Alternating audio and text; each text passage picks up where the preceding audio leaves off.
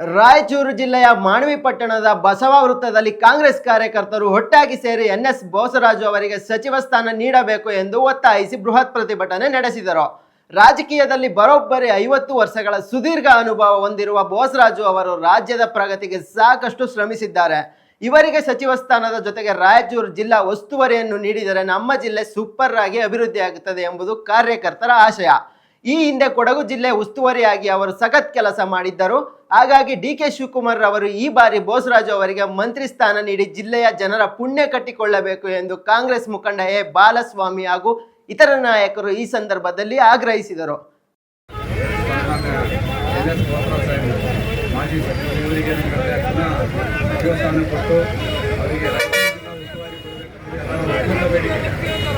ರಾಯಚೂರು ಜಿಲ್ಲೆ ಒಳಗೆ ಏನಾದರೂ ಅಭಿವೃದ್ಧಿ ಕಾರ್ಯಗಳಾಗಿದ್ದರೆ ಅದಕ್ಕೆಲ್ಲ ಇವತ್ತು ಎನ್.ಎಸ್. ಬೋಸರಾಜ್ ಅವರ ಕೊಡುಗೆ ಭಾಳ ದೊಡ್ಡದು ಅಂತ ನಾನು ಹೆಮ್ಮೆಯಿಂದ ಅದಕ್ಕಾಗಿ ಇವತ್ತೇನು ಸಮಾಜದ ಈ ಒಂದು ಕಾಂಗ್ರೆಸ್ ಪಕ್ಷದ ಎಲ್ಲ ಮುಂಚೂಣಿ ನಾಯಕರು, ಎಲ್ಲ ಕಾಂಗ್ರೆಸ್ ಪಕ್ಷದ ಹಿರಿಯ ಮುಖಂಡರು ಮತ್ತು ಪದಾಧಿಕಾರಿಗಳು ಮತ್ತು ಕಾರ್ಯಕರ್ತರು ಹೆಚ್ಚಿನ ಸಂಖ್ಯೆಯಲ್ಲಿ ಬಂದು ಒತ್ತಾಯ ಮಾಡ್ತಾರೆ. ನಿಶ್ಚಯ ಅಭಿವೃದ್ಧಿ ಪ್ರಮುಖ ನಾಯಕರಲ್ಲಿ ಈ ನಮ್ಮ ಭಾಗದಲ್ಲಿ ಯಾರಾದರೂ ಇದ್ರೆ ಅದು ಎನ್.ಎಸ್. ಬೋಸರಾಜ್ ಸಾಹೇಬ್ರಂತ ನಾನು ಬಹಳ ಸ್ಪಷ್ಟವಾಗಿ ಹೇಳಕ್ಕೆ ಇಷ್ಟಪಡ್ತಾ ಇದ್ದೀನಿ.